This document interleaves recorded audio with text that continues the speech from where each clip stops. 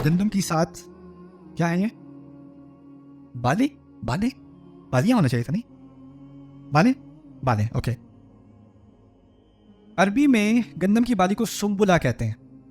ये बात अब याद रखनी है आपने, ये कुरान के अजायब में से है। सुम्बुला, गंदम की एक बाली। मैं कुछ लोगों के साथ बैठा हुआ था, मैंने पूछा ये उसको अंग्रेजी में कहते हैं ईयर ऑफ कॉर्न और ईयर ऑफ ग्रेन, तो उसको इंग्लिश में क्या कहते हैं? वो कहते हैं वो जो उर्दू में क्या कहते हैं, वो जो चीज़ होती है जो उसके अंदर होती है वो चीज़। तो किसी ने, प्रोफेसर साहब ने कहा बाली कहते हैं, तो बाकी सारे कहते हैं बाली तो ये वाली होती है। तो उर्दू का तो खैर अब जनाजा निकल चुका है, मेरे लिए भी आपके लिए भी। तो मैंने एक तो तर्जुमा करना था गंदम की वो चीज़ जिसके अंदर वो चीज़ होती है, वो ज़्यादा समझ में आ जाती है आपको, वो चीज़ आसान रहती है फिर। ओके, लेकिन खैर गंदम की बात सात बालें, चलो तस्वीर से फ़ायदा हो गया। इसका वाहिद क्या है? सुम्बुला, लिखा हुआ है वहाँ पे सुम्बुला, लेकिन इसकी जमा अरबी में दो हैं। इस लफ्ज़ की जमा दो हैं, एक है सुम्बुलात और एक है सनाबिल। सुम्बुलात और सनाबिल। अच्छा, अगर मैं कहूँ सबअ सुम्बुलात, सबअ सुम्बुलात, इसका मतलब है 7 बालें। अगर मैं कहूँ सबअ सनाबिल, फिर भी इसका मतलब क्या है? 7 बालें। कुरान में एक मकाम पर सबअ सुम्बुलातिन खुदर, सूरह यूसुफ में 7 बालियों का जिक्र है। जब वो ख्वाब देखा था बादशाह ने, तो उसने 7 बालें देखी थी, है ना? वहाँ कहा सबअ सुम्बुलात। सूरह अल बकरा में इन्फाक की बात की जा रही है कि अगर कोई अल्लाह की राह में खर्च करता है तो उसकी मिसाल ऐसे है, कोई एक बीज हो जिसकी वजह से अम्बतत सबअ सनाबिल, उसकी वजह से 7 बालें उगें, निकलें। लेकिन वहाँ पर लफ्ज़ सुम्बुलात ने इस्तेमाल किया, क्या किया? सनाबिल। लेकिन नंबर एक ही है, सूरह यूसुफ में भी 7 और सूरह बकरा में भी 7, लेकिन फिर भी फ़र्क क्या है? एक में एक तरह की जमा इस्तेमाल की, दूसरी में दूसरी तरह की जमा। बकरा में सनाबिल और यूसुफ में सुम्बुलात। यहाँ तक फ़र्क समझ आया? सवाल पैदा होता है कि इस फ़र्क से क्या क्या सीखते हैं हम? असल में अरबी में जमा के मामले में कुछ ऐसी बात है जो उर्दू में नहीं है। उर्दू में होता है वाहिद या जमा, अरबी में होता है वाहिद, फिर तस्निया 2, और फिर मुख्तलिफ किस्म की जमा होती हैं। एक तरह की जमा नहीं होती, मुख्तलिफ किस्म की जमा होती हैं। उसमें से 2 कैटेगरीज क्या हैं? इसको कहते हैं जमउ किल्ला व जमउ कसरा, ज्यादा वाली जमा और कम वाली जमा। यानी जमा तो है अरबी में, लेकिन कुछ जमा ज्यादा वाली और कुछ कम वाली। मैं उसकी मिसाल देता हूं आपको।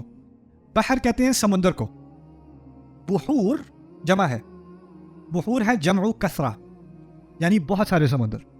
और अबहुर भी जमा है, लेकिन वो है जमउ किल्ला, कम समुद्र, कम समुद्र।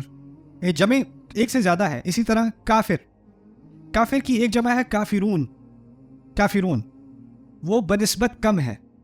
और कुफ़ार, सुना है कुफ़ार पहले? वो जमउ कसरा है, वो ज्यादा है। और कफरा उससे भी ज्यादा है, तो उसमें तो 3 आ गए, काफिरून, कुफ़ार और कफरा।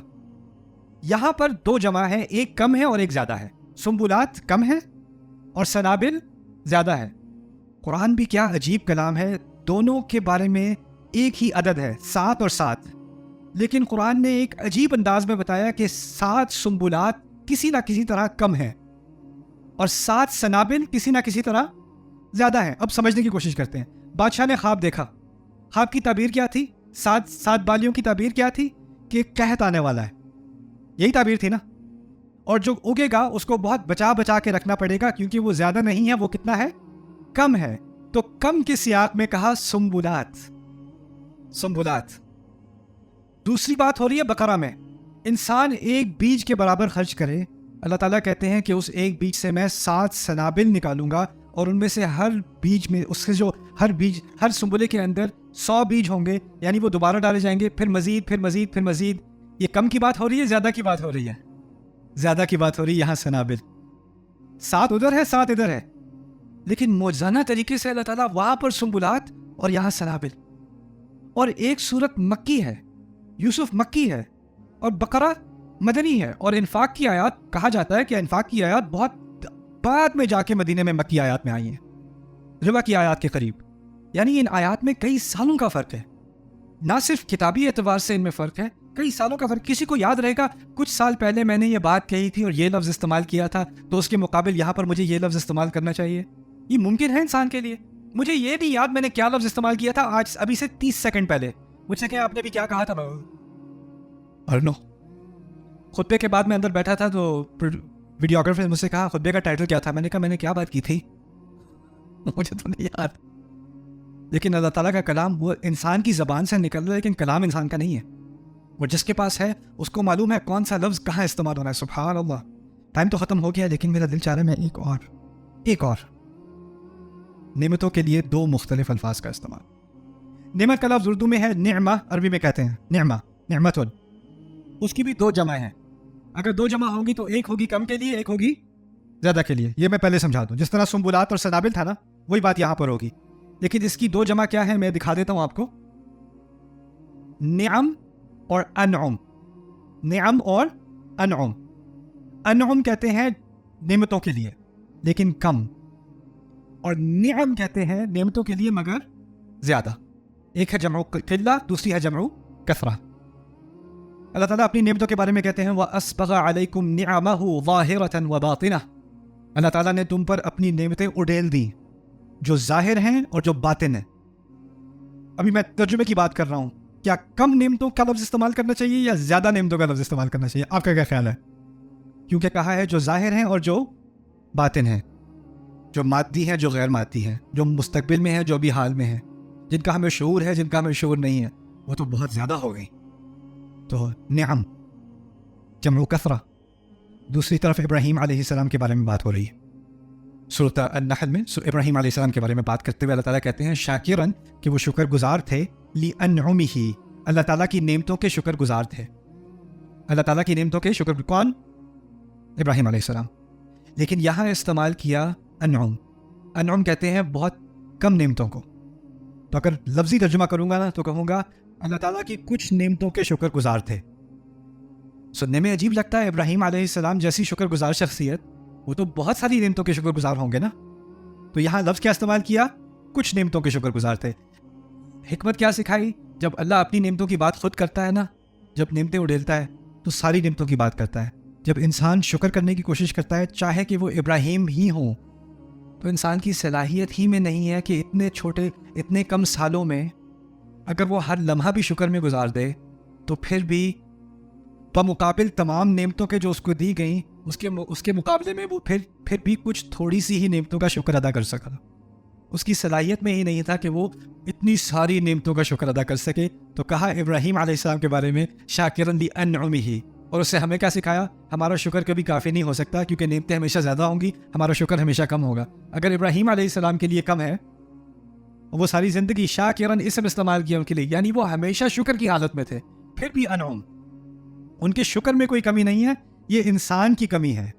इंसान के लिए मुमकिन ही नहीं कि वो तमाम नेमतों का शुक्र अदा कर सके। तो शाकिरन ली अनउमिही, कभी किल्लत का इस्तेमाल, कभी कसरत का इस्तेमाल। अजीब जो उदास करने वाली बात पता है क्या है? तर्जुमे में आप पढ़ोगे इस आयत को या उस आयत को, क्या लिखा होगा? नेमतें। उधर 7 बालियाँ, इधर उधर 7 बालें, इधर 7 बालें। को फ़र्क नज़र आएगा तर्जुमे में? नहीं जी, मैंने कुरान तर्जुमे में पढ़ा है, मुझे समझ में आता है जी। समझ में तो आता है, लज्जत नहीं आती कुरान की और खूबसूरती नहीं आती। और ये चीज़ इंशाअल्लाह ताला हम मज़ीद एक्सप्लोर करेंगे कल के सेशन में, और नहीं हाँ कल के सेशन में।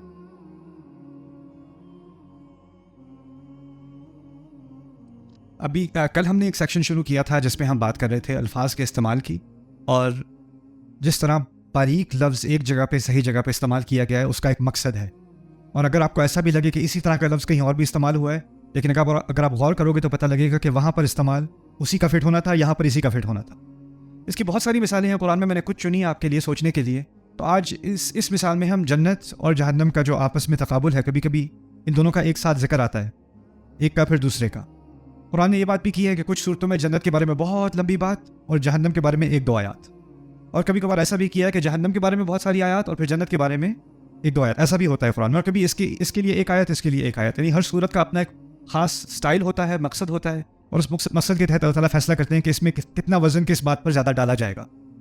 उसकी एक मिसाल सूरत निसा से ये ली गई है, और यहाँ पर अल्लाह ताला कह रहे हैं तिल्का हुदूदुल्लाह, अपने कुछ अहकाम बयान करने के बाद कि ये अल्लाह ताला की हुदूद हैं, वो अल्लाह ताला की हुदूद हैं। वमन युतिइल्लाह व रसूलहु, और जिसने अल्लाह ताला की और उसके रसूल की इताअत की, युदखिलहु जन्नातिन तजरी मिन तहतिहा अल-अनहार खालिदीना फीहा, वो उनको जन्नातों में डाल देगा जिनके नीचे से दरिया बह रहे होंगे। इनके नीचे से दरिया बहने से मुराद है कि आप किसी पहाड़ी के ऊपर हैं और उसके नीचे वाटरफॉल है, और यानी ये नहीं कि आपके पैरों के नीचे से या बाग के नीचे से दरिया निकल रहा है।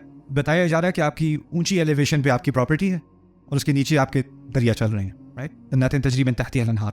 फिर कहा खालिदीन फीहा, खालिदीन जमा है, ऊन और ईन जमा के लिए इस्तेमाल होते हैं अरबी में, तो यहाँ हाल के तौर पर जमा इस्तेमाल किया गया है, यानी वो सब उसमें हमेशा के लिए रहेंगे। जन्नत वाले लोग अल्लाह ताला हमें उनमें से बनाए, खालिदीन फीहा, वो उसमें हमेशा के लिए रहें।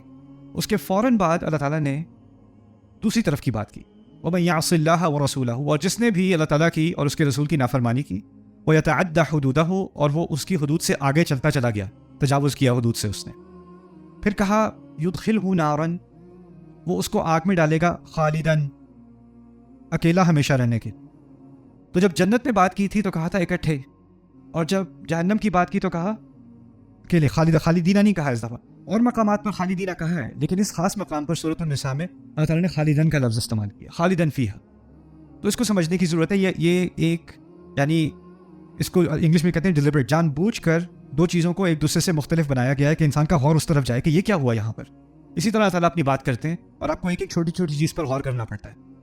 इसकी मैं आपको मिसाल दूँ कि अगर आप किसी छुट्टियों पर जाते हो, वेकेशन पर जाते हो किसी खूबसूरत जगह, लेकिन अकेले जाते हो, रेस्टोरेंट में गए, कितनी की टेबल? एक की टेबल जी। अब होटल में गए, एक का कमरा। बाहर टूर पे गए, कोई व्यू देखने, कोई माउंटेन देखने, कोई वाटरफॉल देखने, कोई स्कीइंग कर, अकेले जा रहे हो। डिप्रेसिंग होता है कि नहीं? और अगर आप गए भी हो अकेले, तो मुझे तो काफ़ी ट्रैवल करने का मौका मिला, बहुत दफ़ा फैमिली के साथ भी गया, बहुत दफ़ा अकेला भी गया। और जब अकेला गया तो जो मेरे होस्ट हैं वो कहते हैं चले हम आपको फ़लानी जगह लेके जाते हैं, फ़लानी जगह लेके जाते हैं, इस शहर में ये बहुत खूबसूरत है, वो बहुत खूबसूरत है। मैं कहता नहीं, मुझे बस काम करना है। और यानी बहुत सारी दुनिया के शहर ऐसे हैं जिनका मुझे कुछ नहीं मालूम। मैं गया हूँ, मुझे होटल पता है, एयरपोर्ट पता है, और जो कन्वेंशन सेंटर है वो पता है, और कुछ नहीं पता, यू नो। क्योंकि अगर आप फैमिली के साथ नहीं हो, दोस्त के साथ नहीं हो, तो बाहर जाकर टूर करना और मज़े करना, उसका मज़ा ही नहीं है। दोस्तों के पास अगर आप जाओगे भी ना, तो क्या करोगे? वहाँ जाके वहाँ से फ़ोटो लोगे, और फ़ोटो लेके फ़ौरन क्या करोगे? Wish you were here. आप यहाँ पे, काश के तुम यहाँ पे होते, इस जगह देख के तुम बहुत याद आ रहे हो, तुम बहुत याद आ रही, राइट। यानी मज़े की चीज़ का कोई मज़ा ही नहीं जब तक कंपनी ना हो, मज़े की कंपनी ना हो, यू नो। तो अल्लाह ताला ने जन्नत में हमें बड़ी अजीम चीज़ें भी दी हैं, लेकिन वो सारी अजीम चीज़ें इतनी अजीम ना होती हैं अगर हम अकेले बैठे होते। अब देखो, कुछ लोग स्पोर्ट्स देखते हैं, हाँ। अब स्पोर्ट्स अगर अकेले बैठ के कोई मैच देख रहे हो, एंजॉय तो करोगे, लेकिन दोस्तों के साथ बैठ के मैच देख रहे हो, अलग एक्सपीरियंस है कि नहीं? वही एक ही रोड ट्रिप है, आपने इस शहर से उस शहर जाना है, आप अकेले ड्राइव कर रहे हो। वही रोड ट्रिप है, आप दोस्तों के साथ, फैमिली के साथ नहीं, वो तो अजाब की एक शक्ल है, लेकिन दोस्तों के साथ आप सफ़र कर रहे हो, उसका अपना मज़ा है। वो सफ़र याद रहता है आपको, प्रोग्राम याद कम रहेगा, वो सफ़र आपको याद ज़्यादा रहेगा, जो हंसी मजाक रास्ते में होता है, जो कंपनी होती है। तो अल्लाह ताला ने खालिदीन में इस बात की तरफ इशारा कर दिया कि आप जन्नत में वो चीज़ें दो, दरिया तो है, लेकिन दरिया में दोस्तों के साथ एक को धक्का मार के उसको अंदर घुसा के फिर खुद भी घुस गए और हंसी मजाक किया, यू नो।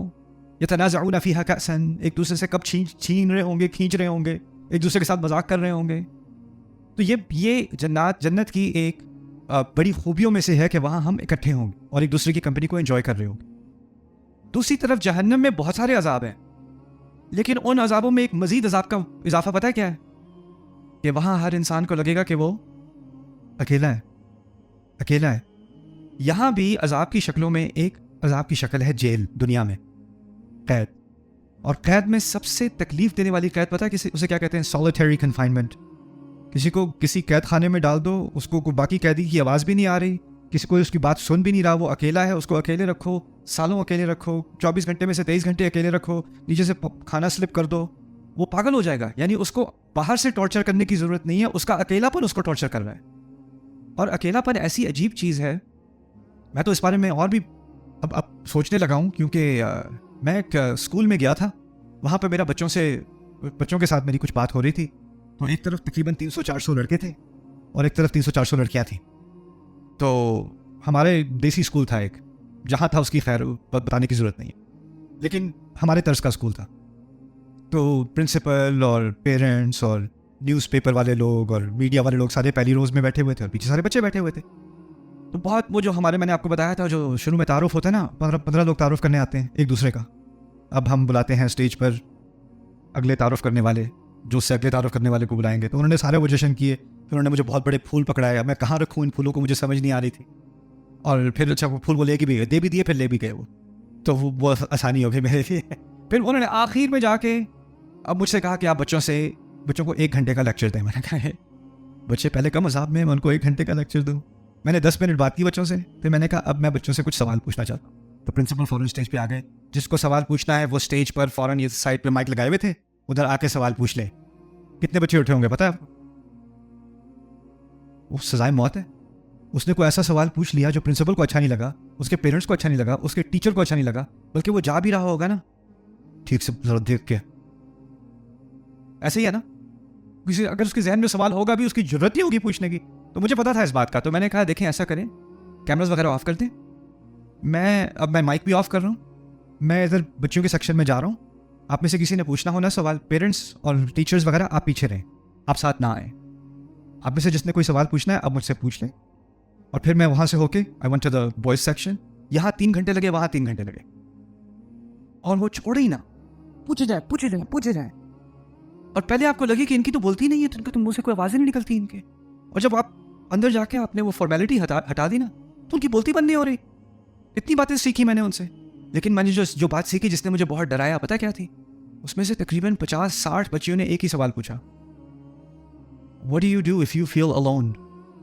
मैं फैमिली में तो हूँ, मेरे पेरेंट्स तो हैं, मेरी बहन तो है, लेकिन मुझे लगता है मैं हमेशा अकेली हूँ।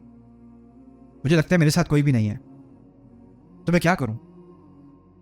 और फिर मुझे एक बच्ची ने पूछा होता तो ठीक है, मैं कहता को बात बता देता उसको। दूसरी ने पूछा, तीसरी ने पूछा, चौथी ने पूछा, फ्रंट सेक्शन में पूछा, बैक सेक्शन में पूछा। मैंने कहा ये तो कुछ और ही मामला है। तो अमेरिका वापस जाने के बाद मैंने फिर कुछ चाइल्ड साइकोलॉजिस्ट से बात की, कुछ सोशल वर्कर्स से बात की, कुछ टीन काउंसलर्स से बात की कि क्या सिचुएशन है। तो एक्चुअली बात सामने आई कि अब हम इस दौर में हैं, जैसे जैसे सोशल मीडिया बढ़ता गया है ना, टीनेजर्स में, कम उम्र के बच्चों में एंग्जाइटी, डिप्रेशन और एक्सट्रीम लोनलीनेस, यानी अपने आप को अकेला समझना कि किसी को मेरी बात समझ नहीं आती, कोई मुझे नहीं समझ सकता, मैं बिल्कुल आइसोलेट हो गई हूँ या आइसोलेट हो गया हूँ, उसकी फीलिंग्स बढ़ती चली गई। और दुनिया जहाँ में कम उम्र के बच्चों में सुसाइड बढ़ गई है, और ये भी एक अजाब का ही मंजर है ना। यहाँ पर कहा युदखिलहु नारन खालिदन फीहा, अकेला उसको आग में जलाया जाएगा। यानी अकेलापन भी एक तरह की आग है, अकेलापन भी एक तरह का अजाब है। यहाँ तक कि आदम अलैहिस्सलाम को जन्नत में डाला गया, और फिर उसके बाद उनकी तस्कीन के लिए, उनको सुकून, जन्नत में सुकून नहीं था, इसीलिए कहा खलक़ लकुम मिन अनफुसिकुम अज़वाजन लितस्कुनु इलैहा उस्कुन अंत व ज़ौजुकल जन्नह, आप और आपकी ज़ौज अब जन्नत में सुकून पाए, क्योंकि अकेलेपन में सुकून नहीं था। और कहा तुम्हें अज़वाज बनाया ताकि तुम एक दूसरे में सुकून ढूंढ सको। तो अकेलेपन से सुकून चला जाता है। तो यहाँ पर अल्लाह ताला ने इस बात की तरफ बहुत ही बारीक अल्फाज में इस हिकमत की तरफ इशारा किया।